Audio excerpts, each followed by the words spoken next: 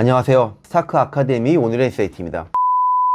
많은 자기계발서들이 일 잘하는 방법을 알려주고 있지만 얼마나 일을 잘하고 있는지를 평가하는 법은 잘 알려주고 있지 않은데요. 다음은 제 나름대로 만든 평가 방법입니다. 여러분들도 7점 만점으로 평가해 보시면 좋겠습니다. 첫째, 시간 관리를 잘해서 마감을 정확하게 지키는가입니다. 일단 여기서 예스가 나오지 않으면 일을 잘한다는 소리를 절대로 들을 수가 없습니다. 다음 단계로 넘어가는 것 자체가 의미가 없는데요. 시간 관리를 잘하고 마감을 잘 지키는 것, 이것이 가장 기본적인 원칙이고요. 둘째, 피터 드러커의 자기 경영 노트에서도 이야기했듯이 한 번에 하나의 일만을 하는 것입니다. 얘는 본질적으로 한 번에 두 가지를 할 수가 없습니다. 고통도 하나밖에 느끼지 못하고 주의력도 하나에 대해서만 가능합니다. 특히 하나의 일을 할 때 필요한 고정적인 준비 비용이 많이 필요할수록 여러 가지 일을 동시에 하게 되면 일하는 시간이 몇 배로 늘어나게 됩니다. 한 번에 하나의 일만을 하지 않고 있다면 일의 효율성이 매우 낮은 상태라고 생각하시면 됩니다. 세 번째로, 뇌는 한 번에 하나의 일만 할 수밖에 없지만 그렇다고 해서 일석이조로 일을 할 수 없는 것은 아닙니다. 1. 한 번 외출할 때 장도 보고 식사도 하고 산책도 한다면 이것은 외출하기 위해서 소모되는 고정 비용을 분산하는 효과가 있기 때문에 일의 효율을 높일 수 있습니다. 2. 어떤 일들은 동시에 할 수 있는데요. 제 경우에는 런닝맨을 보면서 뇌를 쉬고 그리고 이와 동시에 안마기를 사용해서 다리를 안마합니다. 뇌를 쉬면서 동시에 몸도 쉬게 하는 것입니다. 3. 하나의 일 자체가 여러 가지 의미가 있을 수 있습니다. 예를 들면 누군가를 만나서 식사하는 행위는 즐거운 친교의 행위이기도 하지만 그 사람과의 협업 가능성을 탐색하는 비즈니스의 순간이기도 하고 맛있는 밥집을 알 수 있는 기회이기도 합니다. 따라서 저는 보통 누군가를 만날 때 그 사람이 알고 있는 맛집에서 만나자고 제안을 합니다. 사람을 만남과 동시에 맛집에 대한 지식도 늘릴 수 있기 때문입니다. 이처럼 어떤 일을 할 때 여러 가지 효과와 의미가 있도록 사전에 고민을 할 필요가 있습니다. 4.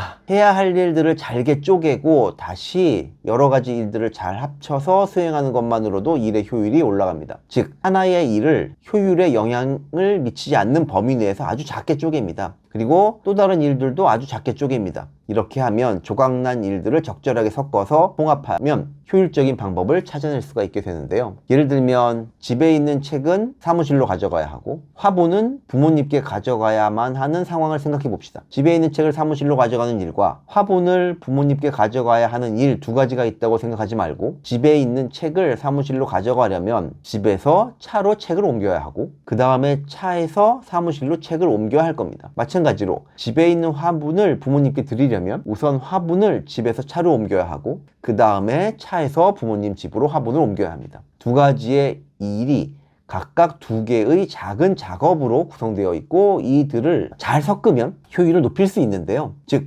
집에서 차로 옮기는 일은 동시에 할 수 있기 때문에 집에서 차로 책과 화분을 옮기고 사무실에 갈 때 책을 옮기고 부모님 집에 갈 때 화분을 옮기면 4개의 작은 일이 3개의 작은 일로 줄어들게 되고 일의 효율이 높아지게 됩니다. 넷째로는 의식에서는 멀티태스킹을 하지 못하지만 의식과 무의식은 동시에 사용할 수 있습니다. 우리는 의식을 잘 쓰는 방법에 대해서는 열심히 훈련하지만 무의식을 활용하는 방법을 잘 모르기도 하고 훈련하지도 않습니다. 무의식을 활용을 하는 방법을 모르면 창의적인 일을 하기 어려운데도 말입니다. 가장 쉽게는 자기 전에 자신이 풀어야만 하는 문제를 생각하면서 잠에 드는 겁니다. 내일 아침 바로 해법이 생각나지는 않겠지만 이렇게 계속 무의식을 활용을 하면 어느 순간 갑자기 아이디어가 생각나는 순간을 맞이하게 됩니다. 5번째로 원소스 멀티유스라는 말이 있듯이 한 번 만들어진 것을 다양한 방법으로 다시 활용할 수 있도록 고민해야 합니다. 저는 한 번 만든 강의 자료를 최대한 계속 활용하고요. 따라서 처음 만들 때부터 잘 만들려고 노력을 하고 이렇게 잘 만들어 놓으면 10년 동안 수정 없이 활용할 수도 있습니다. 그리고 이 자료를 가지고 온라인 강의도 하고 연구 보고서에 자료로 쓰는 등 다양하게 활용하고 있습니다. 처음 강의 자료를 만들 때는 매우 고통스럽겠지만 이런 강의 자료가 많이 만들어지면 이들의 조합만으로도 새로운 강의 자료가 만들어지고 새로운 강의가 가능하게 됩니다. 또한 추가적인 노력 없이 새로운 용도로도 활용이 가능해집니다.